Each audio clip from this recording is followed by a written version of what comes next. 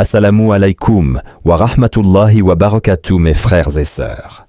Bienvenue sur la voie du rappel, la chaîne qui vous guide vers Allah Azawajal en partageant des rappels sincères, des versets coraniques et des hadiths prophétiques. Depuis la nuit des temps, tous les prophètes sont venus avec un seul et même message. Adorez Allah, vous n'avez pas d'autre divinité en dehors de lui. C'est le cœur de l'islam, le fondement de la foi, la vérité qui illumine l'âme et sauve l'homme, le tawhid. Le tawhid, c'est reconnaître l'unicité absolue d'Allah dans sa seigneurie, dans son adoration et dans ses noms et attributs. C'est affirmer qu'il est le seul créateur, le seul protecteur, le seul à mériter nos invocations, nos prières et notre amour. Allah a dit: et nous n'avons envoyé avant toi aucun messager sans lui révéler, il n'y a de divinité digne d'adoration en dehors de moi. Adorez-moi donc. Sourate Al-Anbiya, verset 25. Ainsi du prophète Nuh au prophète Ibrahim, de Moussa à Arsa et jusqu'au prophète Muhammad sallallahu alayhi wa sallam, tous ont prêché la même vérité, revenir au tawhid. Mais pourquoi le tawhid est-il appelé lumière? Parce qu'il éclaire le cœur de certitude. Il libère l'âme de l'obscurité des illusions, de la peur des créatures, de la servitude aux passions et aux faux dieux. Celui qui goûte au tawhid ne craint plus que son Seigneur, ne place son espoir qu'en lui et ne s'attache qu'à sa satisfaction. Allah Azawajal dit: Allah est le protecteur de ceux qui croient. Il les fait sortir des ténèbres vers la lumière. Sourate Al-Baqarah, verset 257. Le tawhid est aussi un salut, car sans lui, aucune œuvre n'est acceptée. Le prophète sallallahu alayhi wa sallam a dit: l'adoration la plus méritoire est de dire La ilaha illallah, rapporté par At-Tirmidhi. Celui qui vient au jour du jugement avec le tawhid sincère sera sauvé même s'il a fauté, car Allah a promis d'effacer tous les péchés à celui qui l'a adoré sans rien lui associer. Ô croyant, sache que le tawhid n'est pas seulement une théorie. C'est une lumière qui doit guider ta vie, un bouclier qui protège ton âme et une clé qui ouvre les portes du paradis. Le tawhid, fondement de la foi. Le tawhid est la pierre angulaire de l'islam, le socle sur lequel repose toute la foi. Sans lui, aucun acte d'adoration n'a de valeur, aucune prière n'est acceptée, aucune bonne œuvre n'est comptée.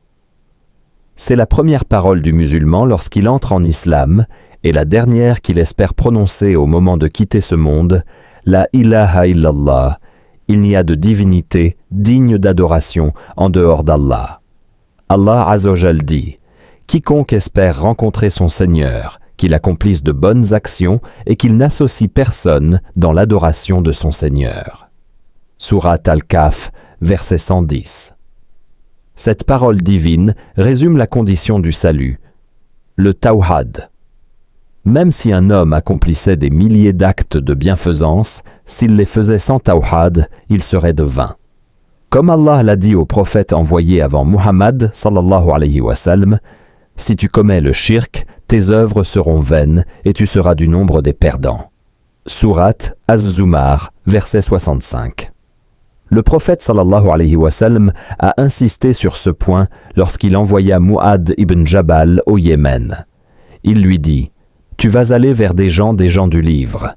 Que la première chose à laquelle tu les appelles soit le tawhid d'Allah. Rapporté par Al-Bukhari et Muslim. Cela montre que même avant la prière, le jeûne ou la zakat, le tawhid est la première obligation. C'est lui qui distingue le croyant du mécréant, le musulman de l'idolâtre. Les savants expliquent que le tawhid a 3 dimensions. Tawhid ar-rububiyyah. Croire qu'Allah est le seul créateur, le seul à donner la vie et la mort, le seul à gérer l'univers. Tawhid al-uluhiyyah, voué à Allah seul toutes les formes d'adoration, prière, invocation, sacrifice, espoir, amour suprême. Tawhid al-asma wa sifa, affirmer les noms et attributs d'Allah tels qu'il les a décrits, sans altération ni ressemblance avec les créatures. Sans ces 3 piliers, la foi n'est pas complète, et celui qui les réalise goûte à la sérénité du cœur et à la lumière intérieure. Après avoir vu que le tawhid est le fondement de la foi, il faut comprendre qu'il est aussi le message central de tous les prophètes, depuis Nuh jusqu'à Muhammad sallallahu alayhi wa sallam. 2. Le tawhid, message universel des prophètes. Le tawhid n'est pas une invention récente, ni un concept réservé à la communauté de Muhammad sallallahu alayhi wa sallam. Il est le message éternel et universel transmis par tous les prophètes de la première à la dernière génération. Allah Azza wa Jal dit « Nous avons certes envoyé dans chaque communauté un messager disant « Adorez Allah et écartez-vous du tagout, faux Dieu ». Sourate An-Nahl, verset 36. Chaque prophète est venu rappeler à son peuple la même vérité. Allah est unique, rien ne mérite l'adoration en dehors de lui. Le prophète Nuh alayhi salam, il passa 950 ans à appeler son peuple au tawhid, répétant inlassablement « Ô mon peuple, adorez Allah, vous n'avez pas de divinité en dehors de lui. » Sourate Al-A'raf, verset 59. Le prophète Ibrahim alayhi salam. Il est appelé l'ami intime d'Allah, Khalilullah, et le modèle du tawhid. Allah dit de lui, Ibrahim n'était ni juif ni chrétien. Il était entièrement soumis à Allah, Hanaf, et il n'était point du nombre des associateurs. Sourate Al-Imran, verset 67. Il détruisit les idoles de son peuple et proclama l'adoration d'Allah seul. Le prophète Moussa, alayhi salam. Il fut envoyé à Pharaon et aux enfants d'Israël avec le même message. En vérité, Allah est mon Seigneur et le vôtre. Adorez-le donc, voilà le droit chemin. Sourate Maryam, verset 36. Le prophète Ossa, alayhi salam. Il rappela à son peuple, « Adorez Allah, mon Seigneur, et votre Seigneur. Quiconque associe à Allah, Allah lui interdit le paradis, et son refuge sera le feu. » Sourate Al-Maïda, verset 72. Le prophète Muhammad sallallahu alayhi wa sallam, il est venu sceller la mission des prophètes avec le même appel, « La ilaha illallah ». Pendant 13 ans à la Mecque, avant même d'imposer la prière, la zakat ou le jeûne, il enseigna le tawhid. Car sans lui, aucune adoration n'est valable. Le prophète sallallahu alayhi wa sallam a dit « Les prophètes sont comme des frères paternels. Leurs mères sont différentes, mais leur religion est une. » Rapporté par Al-Bukhar et Muslim. Cette religion unique, c'est le tawhid. Ainsi du premier homme, Adam, au dernier messager, Muhammad sallallahu alayhi wa sallam, le fil conducteur est le même, l'adoration exclusive d'Allah. Après avoir compris que le tawhid est le message universel des prophètes, il est important de voir comment il transforme concrètement la vie du croyant. 3. Le tawhid, lumière pour le cœur du croyant. Le tawhid n'est pas seulement une croyance abstraite, c'est une lumière qui éclaire la vie entière du croyant. Quand il s'installe dans le cœur, il change la manière de penser, de ressentir et d'agir. Il donne une sérénité qu'aucune richesse, aucun statut, aucune gloire terrestre ne peut offrir. Allah Azza wa Jal dit « Allah est le protecteur de ceux qui croient, il les fait sortir des ténèbres vers la lumière. » Sourate Al-Baqarah, verset 257. Cette lumière chasse l'obscurité du doute, de la peur, des illusions et des dépendances. Celui qui vit le tawhid sait que seul Allah décide, que nul ne peut lui nuire ni lui profiter en dehors de lui. Cela allège le cœur d'un poids immense, la peur des hommes et l'attachement excessif aux créatures.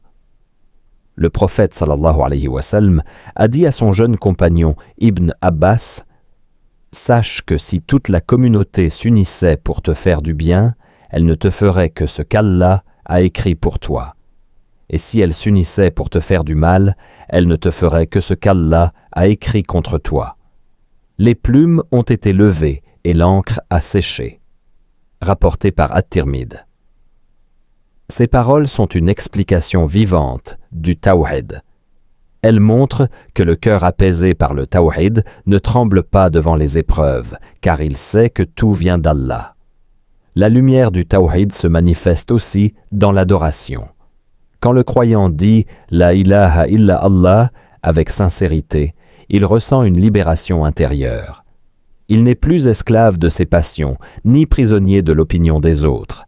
Il devient un serviteur d'Allah seul. Ibn Taymiyyah disait « L'homme est toujours esclave. Soit il est esclave d'Allah, soit il est esclave de son ego et des créatures. Le véritable libre est celui qui adore Allah seul. » Cette lumière se reflète enfin dans le comportement. Un cœur rempli de tawhid est humble, reconnaissant, confiant.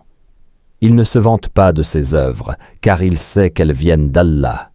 Il n'envie pas les autres, car il sait que la subsistance est entre les mains de son Seigneur. Ainsi, le tawhid est plus qu'une croyance, c'est une lumière qui guide, qui réconforte et qui protège. Après avoir vu que le tawhid illumine le cœur, il faut comprendre qu'il est aussi un salut pour l'âme, car c'est lui qui sauvera le croyant au jour du jugement quand rien d'autre ne comptera. 4. Le tawhid, salut éternel pour l'âme. Le tawhid n'est pas seulement une lumière dans ce monde, il est aussi le salut éternel dans l'au-delà. Au jour du jugement, quand les balances seront dressées et que chaque âme rendra des comptes, aucune richesse, aucun statut social, aucune famille ne pourra sauver l'homme. Seul le tawhid sincère sera une clé vers la miséricorde d'Allah. Allah Azzawajal dit « Quiconque associe à Allah, Allah lui interdit le paradis et son refuge sera le feu. » Sourate Al-Maïda, verset 72. Ce verset est clair. Sans tawhid, le paradis est inaccessible, car l'association, shirk, annule toutes les œuvres. Même si un homme passe sa vie à faire des actes de bienfaisance, s'il les accomplit en vouant une part d'adoration à autre qu'Allah, ils seront vains. À l'inverse, celui qui préserve le tawhid, même s'il a commis des fautes, a l'assurance de ne jamais rester éternellement en enfer. Le prophète sallallahu alayhi wa sallam a dit « Quiconque meurt en associant à Allah quelque chose entrera en enfer. » Et il a ajouté « Quiconque meurt sans rien associer à Allah entrera au paradis. » Rapporté par Muslim. Le tawhid est donc le passeport ultime pour le salut. Il ne signifie pas que l'on peut négliger les actes, mais il montre que sans cette base, rien n'est accepté.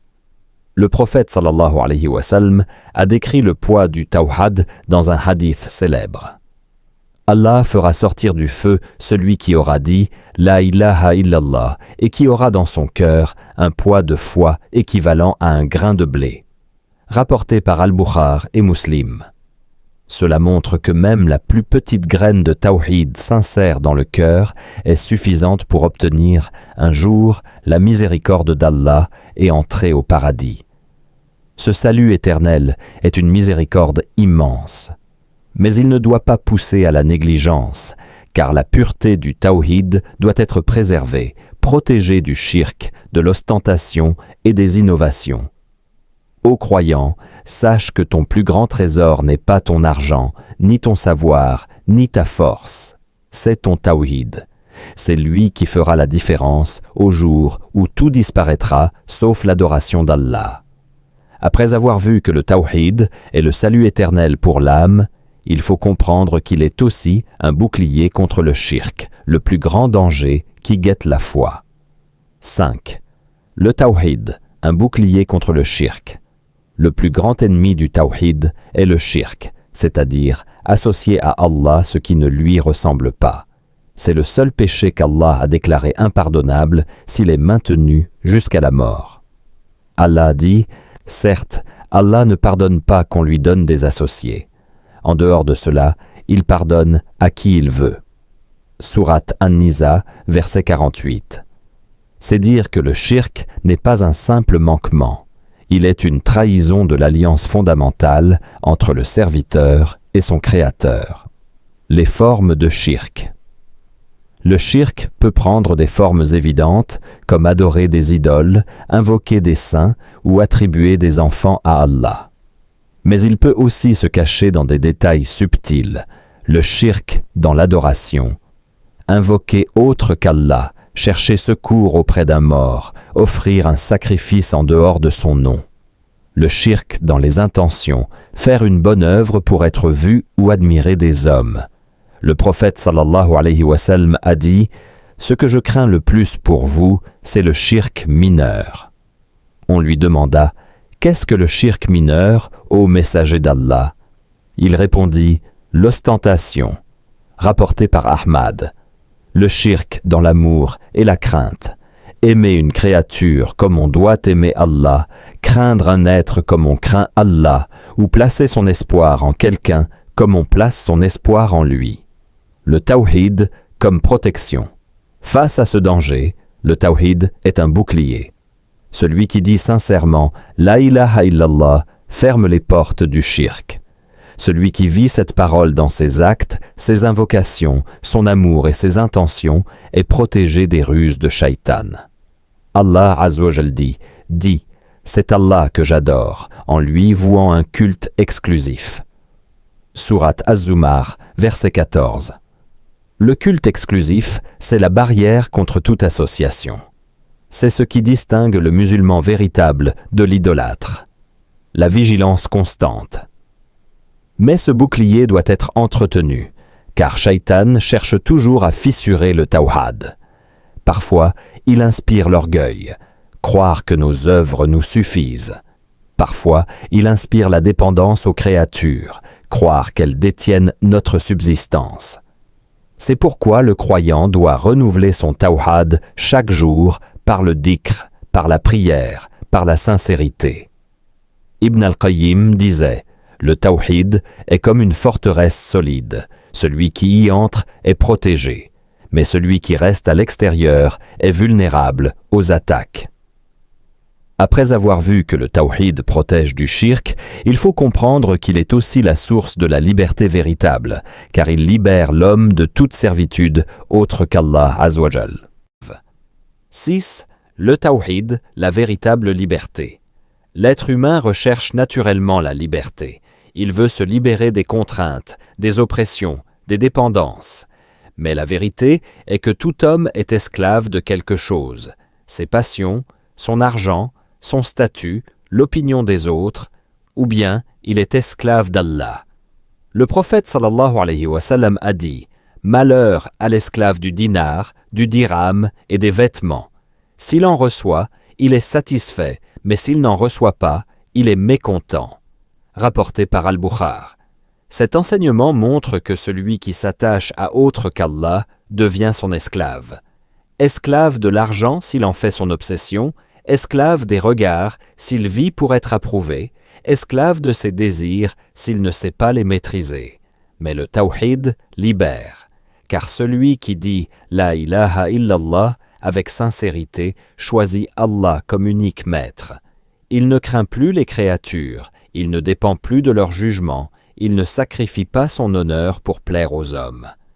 Allah Azza wa Jal dit « Allah propose en parabole un homme appartenant à plusieurs associés aux disputes incessantes et un homme appartenant exclusivement à un seul maître. Ces deux situations sont-elles comparables? Louange à Allah, mais la plupart des gens ne savent pas. Sourate Az-Zumar, verset 29. Le croyant qui vit le tawhid est comme cet homme qui a un seul maître. Il est en paix. Il sait à qui obéir, il connaît sa voie. L'idolâtre, ou celui qui suit ses passions, est comme l'homme aux multiples maîtres, il est écartelé, perdu, toujours insatisfait. La véritable liberté ne réside donc pas dans l'absence de règles, mais dans l'adoration exclusive d'Allah. Ibn Taymiyyah disait « Le serviteur est libre par le tawhid et prisonnier par le shirk. » Ainsi, le tawhid libère le croyant des chaînes invisibles. Il lui donne la force de dire non au péché, non à l'injustice, non à la servitude aux passions. Il lui apprend à vivre pour une seule cause, plaire à Allah. Et dans cette servitude, il trouve la paix et la liberté véritable. Après avoir compris que le tawhid libère l'homme de toutes les servitudes, il faut voir qu'il est aussi une source de force et de confiance en Allah dans les épreuves. 7. Le tawhid, source de force et de confiance. Le croyant n'échappe pas aux épreuves, maladie, pauvreté, perte d'un proche, injustice, peur de l'avenir. Mais ce qui le distingue, c'est sa capacité à tenir ferme grâce au tawhid. Car le tawhid n'est pas seulement une croyance théorique, il est une source de force et de confiance en Allah dans les moments les plus sombres. Allah dit « Et quiconque place sa confiance en Allah, il lui suffira. » Surat At-Talaq, verset 3. Celui qui vit le tawhid sait que tout est entre les mains d'Allah. Il comprend que ni la richesse ni la force des hommes ne peuvent lui nuire ou lui profiter en dehors de la volonté de son Seigneur. Cette certitude transforme la peur en sérénité et la faiblesse en patience. Le prophète sallallahu alayhi wa sallam enseigna à ses compagnons « Si vous placiez votre confiance en Allah comme il se doit, il vous accorderait votre subsistance comme il l'accorde aux oiseaux. Ils sortent le matin le ventre vide et rentrent le soir rassasiés. » Rapporté par At-Tirmidhi. Ce hadith illustre la puissance du tawhid. Comme l'oiseau qui ne possède ni grenier ni richesse, mais qui vole chaque matin confiant, le croyant vit dans la certitude qu'Allah est son garant. L'histoire des prophètes montre cette force née du tawhid. Moussa alayhi salam, poursuivi par Pharaon, dit à son peuple effrayé « Non, mon Seigneur est avec moi, il me guidera. » Surat Ash-Shu'ara, verset 62.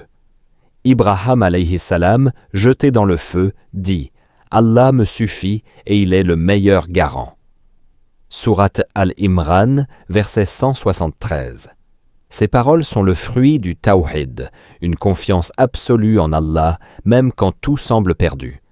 Dans la vie du croyant, le tawhid devient donc une source de courage.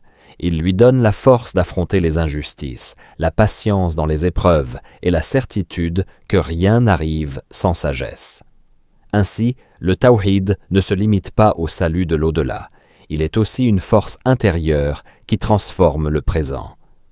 Après avoir compris que le tawhid apporte force et confiance, il reste à voir comment le vivre au quotidien, dans chaque acte et chaque instant. 8. Vivre le tawhid au quotidien. Le tawhid n'est pas une idée que l'on garde uniquement dans son cœur ou une formule que l'on prononce de temps en temps. Il doit imprégner chaque instant de la vie du croyant dans ses actes, ses intentions et ses choix. Vivre le tawhid, c'est faire de la ilaha illa Allah une boussole permanente. Dans la prière, chaque prosternation est une déclaration de tawhid. Le croyant met son front sur la terre pour affirmer qu'il n'adore qu'Allah, qu'il ne s'humilie devant personne d'autre. Dans les invocations, quand le croyant lève ses mains vers le ciel, il proclame son tawhid, car il sait qu'aucune créature ne peut exaucer ses besoins. Allah dit « Invoquez-moi, je vous répondrai. » Surat Ghafir, verset 60. Dans les épreuves, le tawhid se vit aussi quand tout va mal. C'est dans les larmes, dans la patience, dans le recours exclusif à Allah que l'on voit si le cœur s'accroche à lui seul ou s'attache aux moyens du monde. Dans les choix quotidiens, vivre le tawhid, c'est se demander à chaque décision « Est-ce qu'Allah sera satisfait de ce choix ?» C'est faire passer la recherche de son agrément avant l'argent, avant la réputation, avant le confort. Dans les relations. Un cœur rempli de tawhid aime pour Allah, déteste pour Allah, donne pour Allah, retient pour Allah. Ses liens avec les autres ne sont pas guidés par les passions, mais par la foi. Dans la sincérité, le tawhid est présent dans chaque intention. Un acte petit, mais sincèrement voué à Allah vaut plus qu'une œuvre grandiose faite pour plaire aux hommes. Le prophète sallallahu alayhi wa sallam a dit « Allah n'accepte que ce qui est pur et sincèrement voué à lui. » Rapporté par An-Nasa. Dans la gratitude, vivre le tawhid, c'est reconnaître qu'Allah est l'auteur de chaque bienfait. C'est dire « Alhamdulillah » pour la santé, la subsistance, la famille, la guidance, et c'est utiliser ses bienfaits pour l'adorer et non pour lui désobéir. En vérité, vivre le tawhid, c'est faire de chaque respiration une adoration. C'est transformer les actes les plus simples, manger, dormir, travailler, en actes de foi, en les orientant vers Allah. Le tawhid est bien plus qu'un concept théologique. Il est la racine de la foi, le fil conducteur de tous les prophètes, la lumière qui éclaire les cœurs et le salut éternel des âmes. Sans lui, toute adoration est vaine. Avec lui, même les plus petites œuvres prennent un poids immense auprès d'Allah. Nous avons vu que le tawhid est le fondement de la foi, le message central de tous les prophètes et la clé du paradis. Il est cette lumière qui apaise les cœurs, ce salut qui sauve au jour du jugement, ce bouclier qui protège du shirk et cette liberté qui libère l'homme des chaînes invisibles de ses passions et des créatures. Le tawhid n'est pas seulement une croyance intérieure, mais une force qui se vit au quotidien. Il apprend aux croyants à placer sa confiance en Allah seul, à trouver la sérénité dans les épreuves, à rester humble dans les succès et à garder espoir dans les moments de faiblesse. Allah Azzawajal dit « Allah est la lumière des cieux et de la terre. La parabole de sa lumière est celle d'une niche où se trouve une lampe. » Sourate An-Nur, verset 35. Cette lumière est le tawhid. Elle brille dans le cœur de celui qui reconnaît l'unicité d'Allah et qui lui voue son adoration exclusive. Elle éclaire ses choix, ses prières, ses invocations et même ses instants les plus simples. Ô croyant, retiens que ton plus grand trésor n'est pas ce que tu possèdes, mais ce qui réside dans ton cœur, la sincérité de ton tawhid. Protège-le du shirk, renouvelle-le par le dhikr, renforce-le par la prière et nourris-le par le Coran. Car au jour dernier, ce n'est ni ton argent, ni ta force, ni ta lignée qui pèseront, mais ton La ilaha illa Allah. Celui qui vient avec cette parole sincère aura un cœur illuminé et une âme sauvée. Le tawhid est donc une lumière pour ton cœur et un salut pour ton âme, ici-bas et dans l'au-delà. Qu'Allah nous donne la sincérité dans nos demandes et la compréhension de ses noms et attributs. Si ce rappel t'a été utile, partage-le pour propager la lumière de la science. Mets un j'aime pour soutenir le contenu et laisse un commentaire en priant sur notre bien-aimé prophète sallallahu alayhi wa sallam. Qu'Allah vous bénisse tous. Assalamu alaykum wa rahmatullahi wa barakatuh.